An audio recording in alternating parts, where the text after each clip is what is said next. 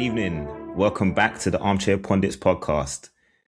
Today, we're doing all things AFCON 2025, and the second round matches are finally over. So it's delivered everything. Late drama, heavyweights wobbling, dark horses emerging, and qualification permutations already taking place. We're breaking down everything from all of those games.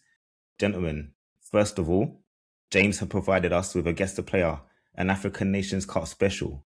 So nice. James, please provide us with the guest player. Here we go. This is a good one, James. Can't lie. I hope so. Leon, are you waiting or are you stumped? I need to know.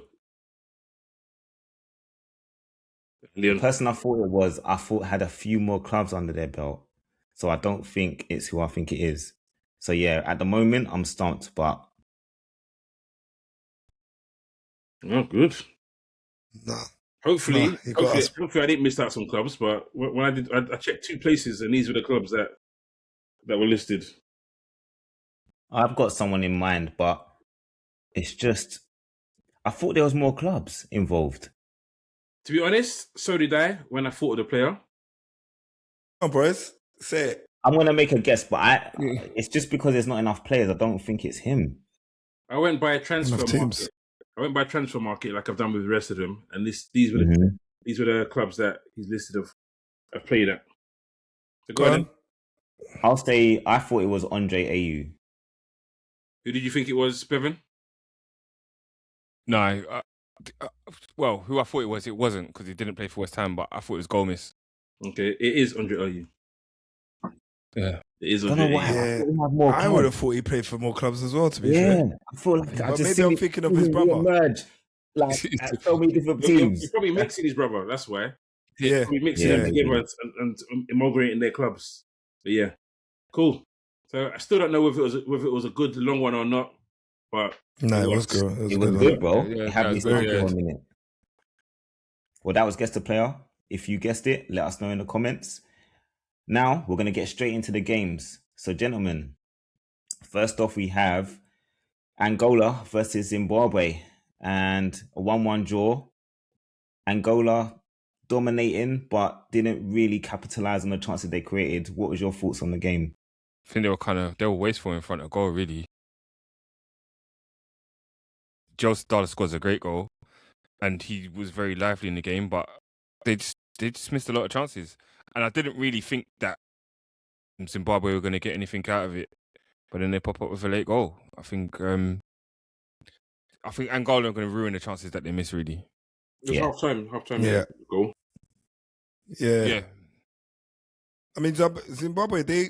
Funny enough, I didn't see them as having any kind of hope against Angola just after watching the first match that Angola played. Yeah. But they played some good football in parts, Zimbabwe, to be honest with you. I do feel like they deserved the goal, but you're right, Bev. I mean, realistically, you'd expect Angola just to kind of, win that one comfortably. So, yeah.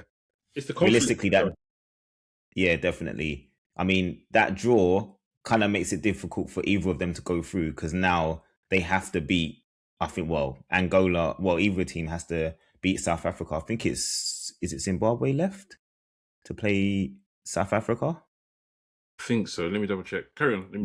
I think Zimbabwe got to play for South Africa. So Zimbabwe, the only team that can really go through. Egypt winning 1-0 against South Africa. Basically, they're through now. So it's now just a case of South Africa making sure they secure the victory in the final game. But best third place is always to play for, though, Lee. Remember that, yeah? So yeah, they can get best first place. Yeah, best third place. The two best third place teams go through? Yeah. Free? Is it free, James? I think it's free. I think we said free earlier. No, it's four.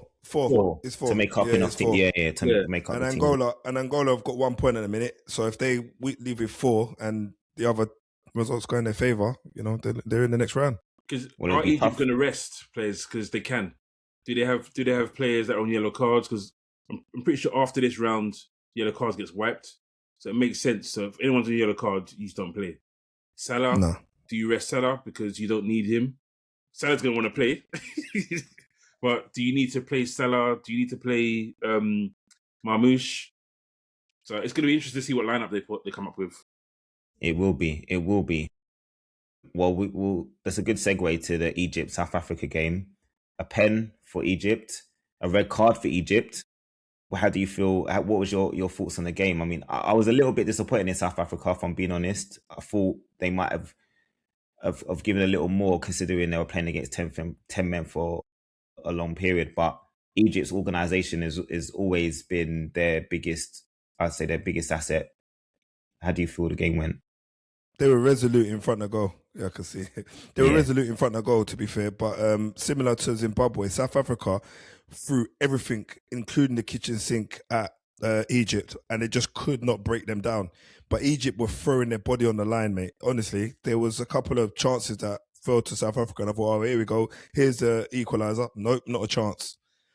So, yeah, they didn't get much luck there in front of goal, unfortunately. But I feel like I think we were speaking about it just before the pod started, just saying that in AFCON, it just seems that the teams that have got a real clinical attacking threat, they're the teams that are getting the points. It sounds a little bit, obvious, but it's what you're seeing is what you're getting. The teams that have got finishes up front, they're the ones that are getting the points, and the teams that are not, they're struggling to kind of, get goals, really. Mm-hmm. And South Africa's one of them. I expected more from South Africa. Because like you said, as good as Egypt are, against 10 men, and in a situation where, you have to get something out of this game, you just have to go for it. And I don't think they went for it enough. Yep, they had a lot of shots. They had 17 shots, but only 5 on target. So they weren't working the team properly. They weren't moving the ball around as well as they could have. And listen, they had one big chance and they missed it. So we'll see how they fare in the next game, because they've got work to do. They won their first game, so I'm pretty sure, didn't they? Or am I wrong? Pretty sure they won their first game. South Africa did, yeah. Yeah, they did. So, They did. so they've got that bit of leeway, and they will want to do better in the next game. I think they have to, especially in front of goal, innit? As I said, if you can't score goals, then it's difficult to win games, and I don't think you can rely on get to the knockout stage without winning games. You're going to rely on penalties. It's going to be very difficult for you to go through in the tournament, because we know penalties are a lottery as it is, and anything can go wrong.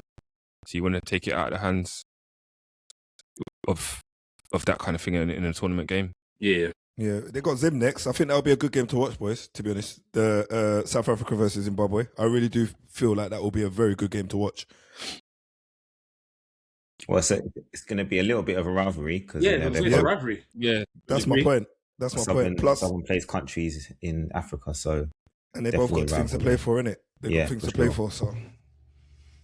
Sure. All right, we'll move on to Group A, which the first game of that day was Zambia 0, Comoros 0. Not much to talk about in that game. Probably one of the worst games of the tournament so far. I have to agree. Do you guys have anything to add? There was nothing in that. Well, the fact that you got two teams that have got a combined amount of 20 shots on goal and 1 on target kind of lets you know everything you need to know about that game. Pretty bad. That's not very good, is it? Yeah. It's not. Pretty bad. Listen, they've got to pick up their ideas next game, because you don't want to go. At the end of the day, when you look at it, no matter what level you're playing at, if you play 90 plus minutes and don't have a shot on target, it's embarrassing. And you're bringing people to the stadium, to another country, to put out that performance to a team that's your equals, really and truly. When you look at it, now you got to do better than that. Yeah. Well, they got 2 points and they got Morocco next, so I don't know if they're going to get anything out of that Morocco game, even if Morocco do their seconds.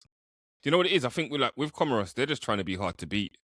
And I mean, they've played 4-5-1, I think, both games, and they've been more about just staying in it and not embarrassing themselves. And to be fair, their keeper was pretty impressive in the first game, but this game you would have felt Zambia with some of superior quality, you would say, could have done more, but unfortunately for them, 0-0.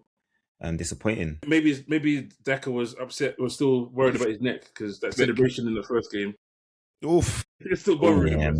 Mate, did you see the tapes, yeah? Yeah. And then he laid down after. I'm not too sure if that was like a theatrical thing or is he genuinely hurt.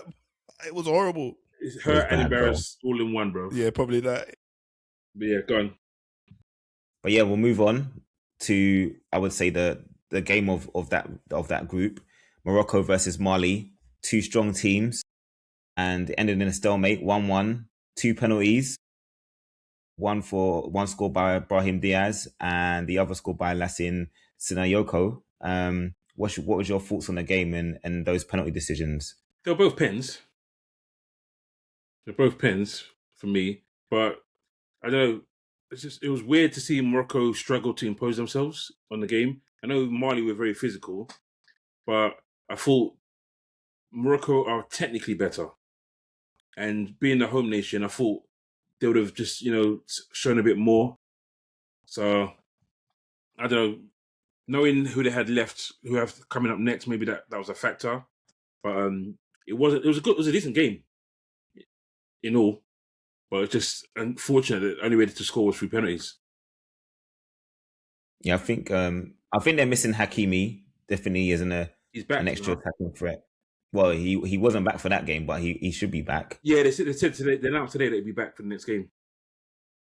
So it's just whether they want to risk him for that, because they do need to win to guarantee qualifications. But realistically, they should be through. They should be through. I think you just want to see a bit more from them, to be honest. I know it's a tough game. They're the home nation. Yeah. I think as the home nation and the fact that every time they talk about Morocco and AFCON, they talk about how long it's been since Morocco won it. With that and being a home nation, you kind of want you just want a bit more. And I just don't think there was enough in attack from them, to be honest. They couldn't really do much to break the team down. On to Group C, Nigeria. Big game. We said, James, you were looking for a response to, the first game. How do you feel about your performance being a 3-2 win against Tunisia, one of the most organised teams in the competition? To be honest, I thought I was going to be walking in here at one point saying, boy, nice, good victory. Forget about dark horses. We could really show ourselves. But then I thought I was watching Liverpool. I was like, what's going on?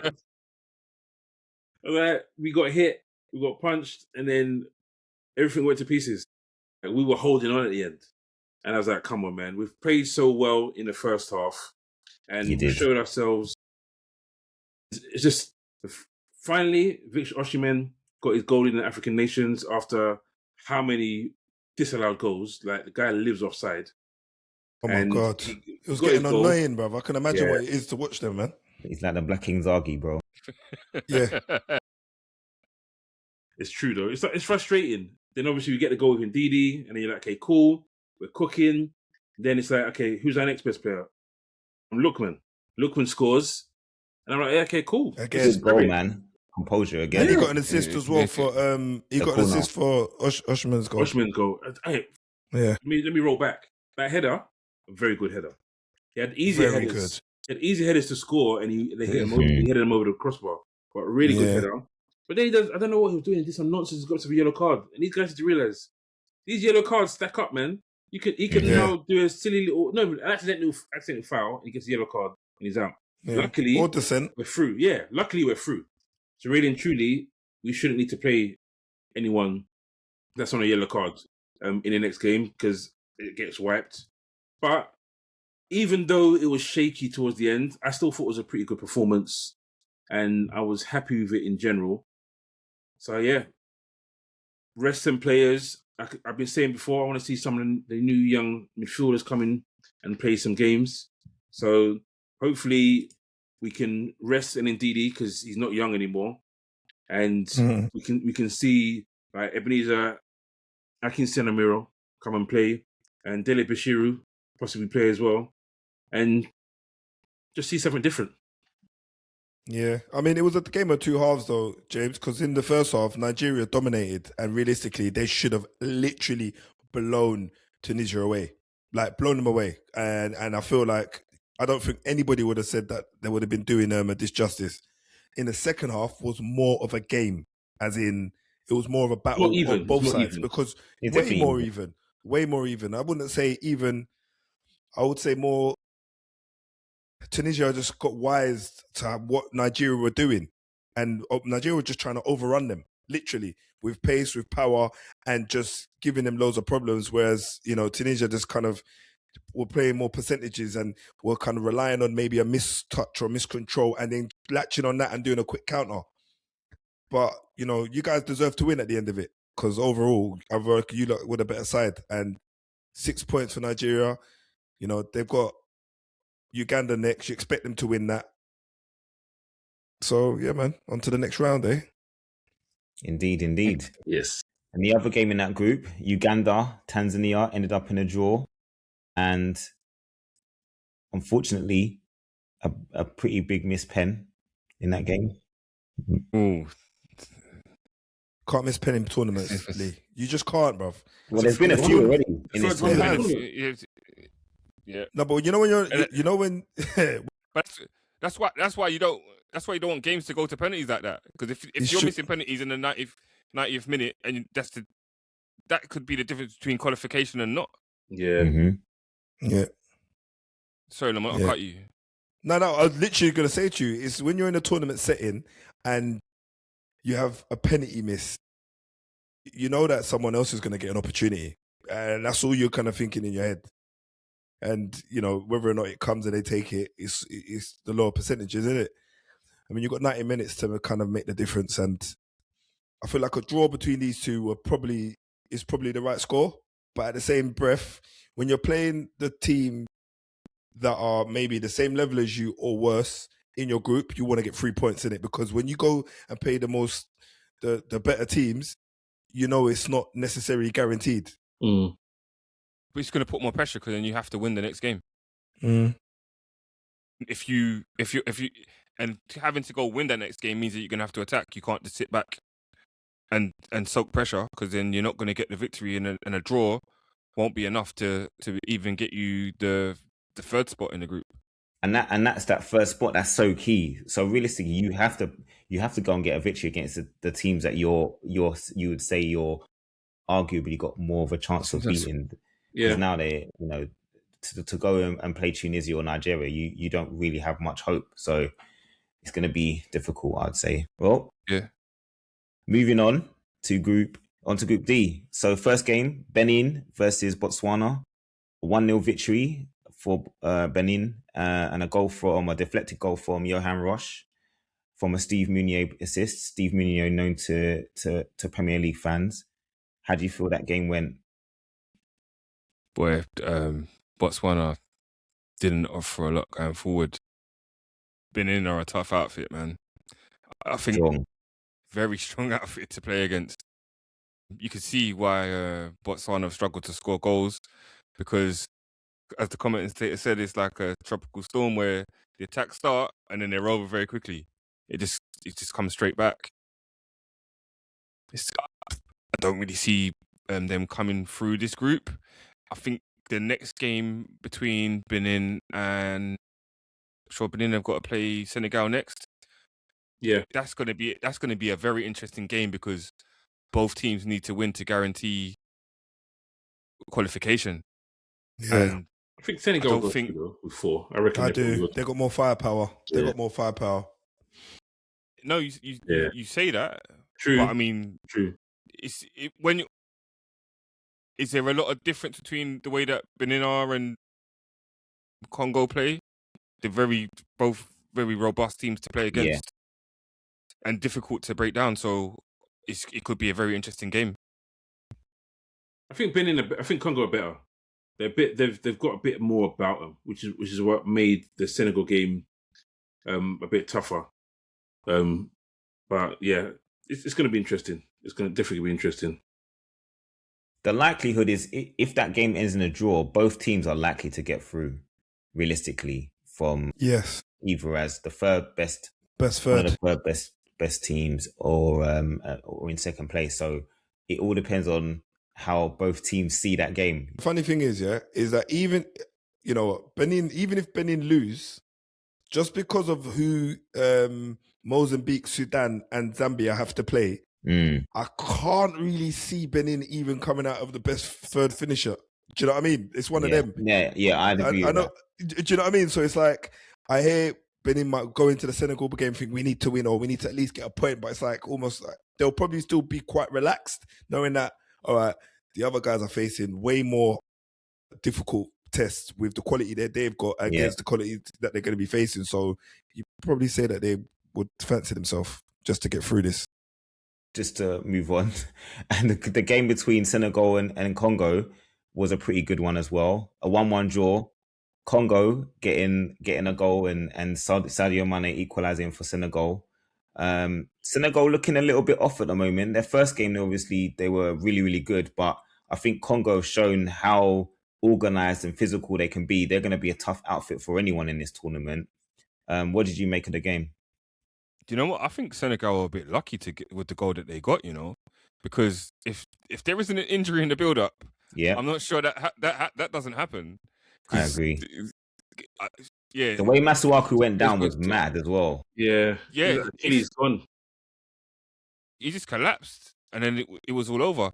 It's kind of cold that they made him walk off the pitch as well. Where was the stretcher? Oh my days! The stretcher was there. They said, "Nah, it's not that bad. Walk it off, champ." Cold. It's cold business. I think Senegal would have got a goal. Whether they would have got 2 to win it, I think they would have found a way to get a goal. They're just that kind of team, and it might have because they got the goal not long after, isn't it? It wasn't like they scored 1 minute, 2 or 3 minutes, and it was quite late. Yeah, I think they would have probably gone even more gung ho. But listen, like I know we got knocked out by DR Congo. DR Congo know how to defend. And once they've got something, they hold on to it. So I think that sometimes these kind of games are good experience for the big nations and the better nations because you have this a bit of a test now rather than when you get to a knockout quarters or semis. Then oh wow, we've got a stubborn team to play against. How do we navigate it? Haven't faced this yet. It's probably a good little test for them. Yeah, I mean that game was definitely a game of two halves. I think Senegal thought if they come out of the box quickly and kill off Congo, then they could kind of relax. But it didn't work out that way for them. So obviously Congo just done no shot. Bevan said. No shot nothing. Yeah, and Congo just stood to their test and were robust, hard to beat, and then just go for it. That's it. Cool. All right. We're on to Group E. And we saw Algeria get a 1-0 win over Burkina Faso.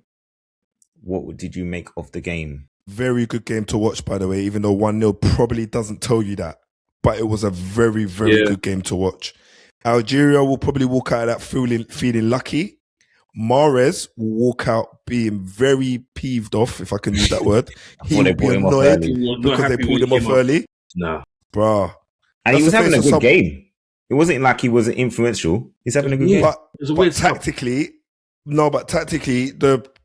I feel the manager thought keeping him on, probably they would concede. And I feel like taking him off, they still could have conceded. Yeah. It was one of them games. Well, the tactical decision worked because they didn't concede. So yeah, it's true. The manager will say, it's 34 now, isn't it? It's 34. I hope Burkina Faso get through. Will they get through? I think they're second, ain't they, with 3 points. So hopefully they get through because I like to see them in the next round, to be quite honest with you. Well, I think going into the final game, they'll probably feel like as long as they get a point, again, they'll get through because it's 4 teams that go through as the best third-place finishes. So they're playing Sudan, aren't they? They're playing Sudan. No, I'm saying realistically, as Lamont said, they're playing Sudan. So chances of them getting through, they would expect to get a victory in that game for sure. Yeah, because out of the third best teams at the moment, it's Benin, Mozambique, Sudan, Zambia, and Angola and Tanzania. They're the top 6 at the moment. Mm-hmm. That will change. 100%. Yeah. And Sudan getting a big win against Equatorial Guinea, an own goal, won the game in the end. pretty much one-way traffic for most of the game. Yeah. Sudan were very defensive. Yep. You know, they did what they had to do to get the win. Equatorial Guinea will be disappointed not to get a win, but for Sudan, a massive victory in the African Nations Cup. Yeah. Keeps them in the fight. Yeah. Keeps them in the race. Keeps them in the race. Now they're going into that Burkina Faso game with something to play for. You never know. You just never know. We think Burkina Faso should be too strong for them, but you know they've made themselves difficult to beat, and you know they're going to be physical. You know they're going to defend deep. So it will be interesting to see how Burkina deal with that. You know, what you would think is a superior group of players, but you just don't know in this tournament. Anything can happen. I think their firepower will shine out. They've got Bertrand Traoré has played well in both games that they've played, and I think what I liked about how they played is the quick football. The quick football they played, the quick interchanging.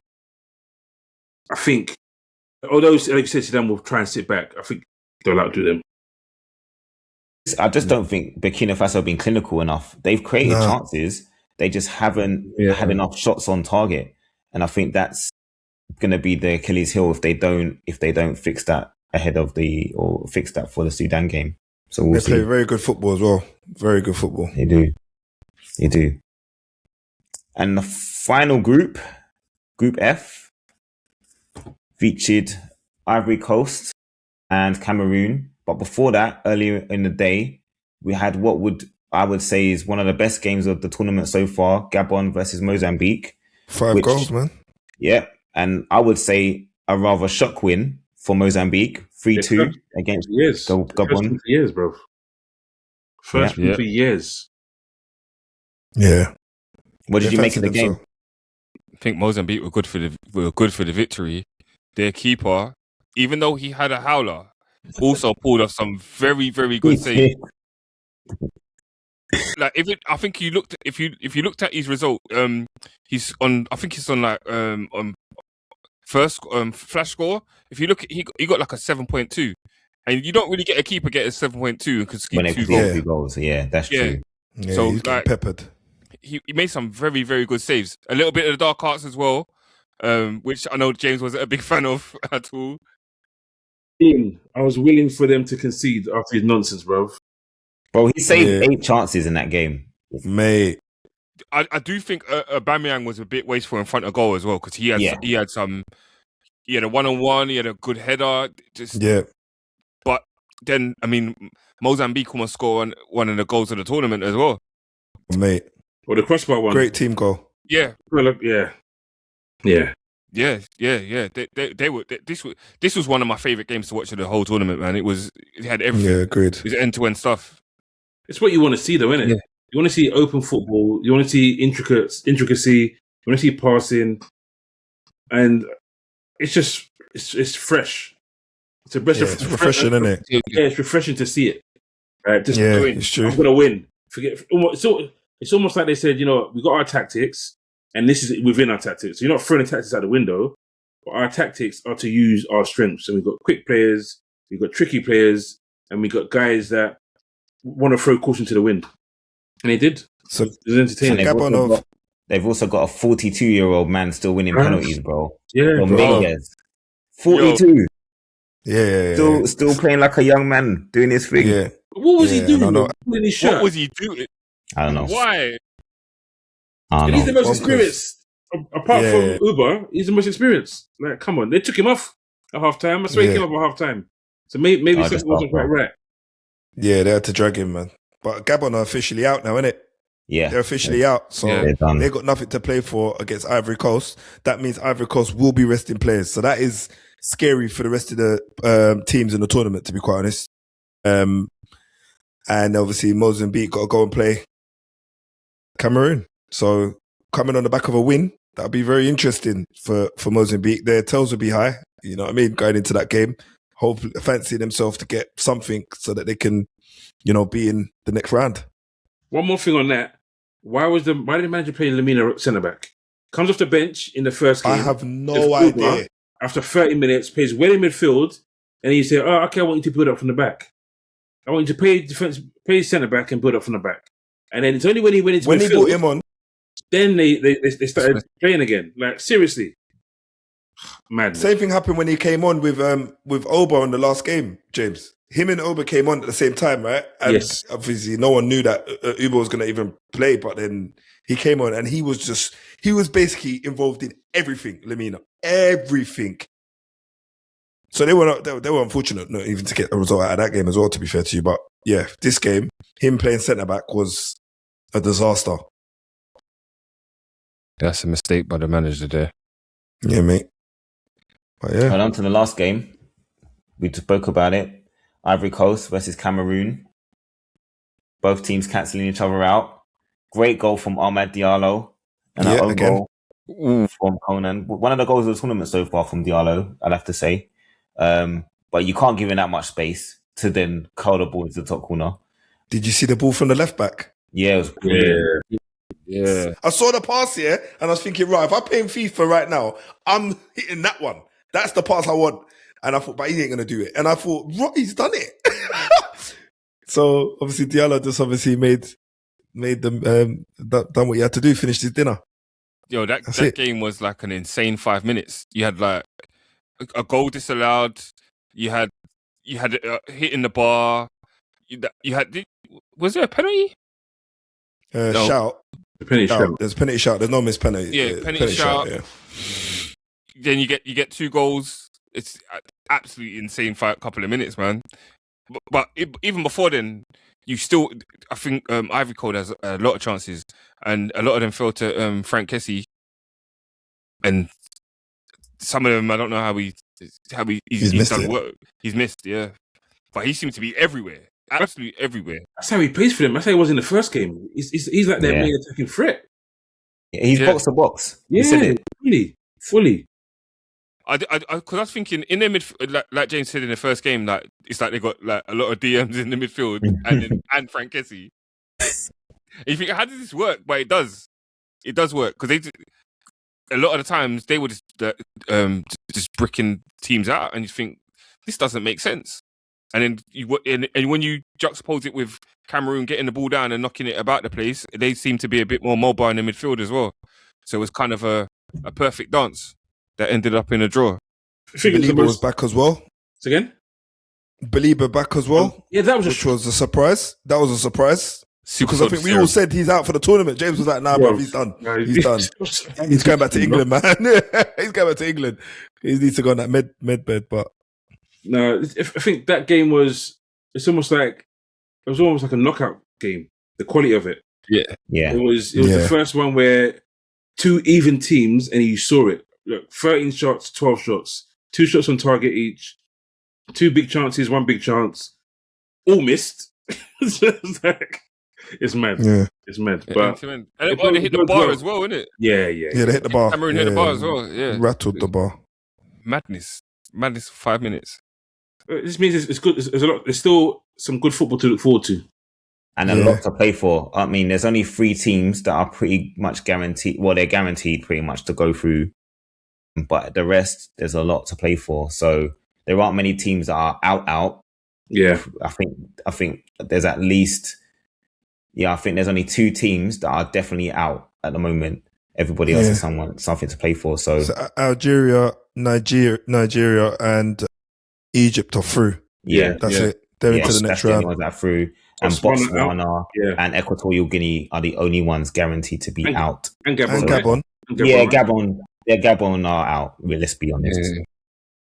It'll be difficult for them to get through. So yeah, lots to play for. Well, that's a wrap for the second round of AFCON's group games. We've seen some of the giants wobble a little, outsiders rise, giving themselves a chance to qualify. And there's a lot of pressure already kicking in before the final group games. The margins are getting finer. The intensity is increasing, and the drama is only just getting going. So make sure you subscribe, drop your thoughts in the comments. Don't forget to like, and we'll be back for the final group games. We'll be chopping it up and discussing everything and all the permutations going into the knockout stages. So, gentlemen, thanks again for listening. Thanks for joining. and we'll see you next time. Peace out, people. Yes. Peace.